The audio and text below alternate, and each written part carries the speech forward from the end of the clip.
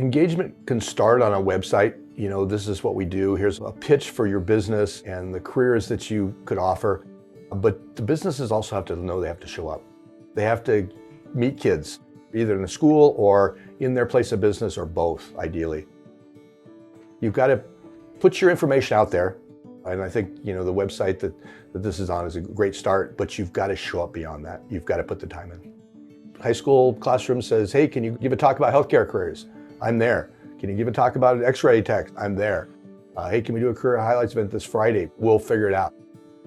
I onboard every single new employee that comes in, spend 2 to 3 hours with them, and I can't count on the fingers of both hands how many kids have said, I wanted to work here ever since I went on that field trip and saw your clinic. I got to try splinting and suturing, and I've always wanted to work there since that time. So that's the business reasons for participating. I think business owners need to understand, though, that's not a direct link, and that when you go to do these events, it's not like you're going to hire these kids right now. It might be 1, 2, 5, maybe even 10 years down the road they'll cross your doorstep.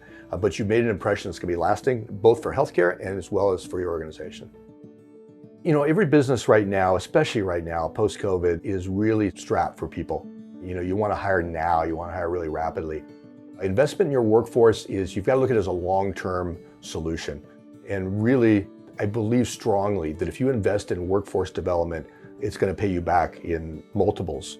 But it's not necessarily rapid. You can't expect it to be, staffing your place next month or maybe even next year. It's a long-term investment. But if you build that pipeline correctly, that pipeline is going to continue to provide for you years down the road, maybe decades down the road.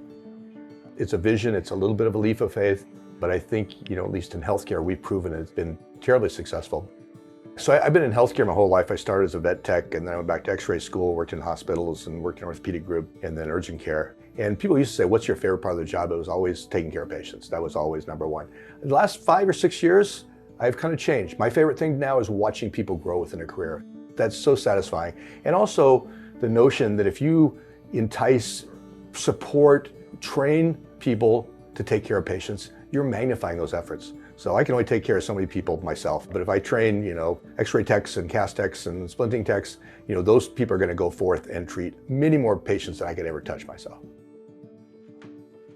I guess the reason I do what I do is I've just got passion for our community, and I really have passion for the healthcare industry. And there's a lot of stuff going wrong in our healthcare system. Most of it's around the healthcare payer system, but there's a lot of really good work being done at the grassroots, and a lot of people being taken great care of by individuals and groups in this community. And I think we need to celebrate that. And I also think that it's a very noble profession to be in. How great, how lucky, how blessed we are to be able to work every day and take care of each other. That's phenomenal.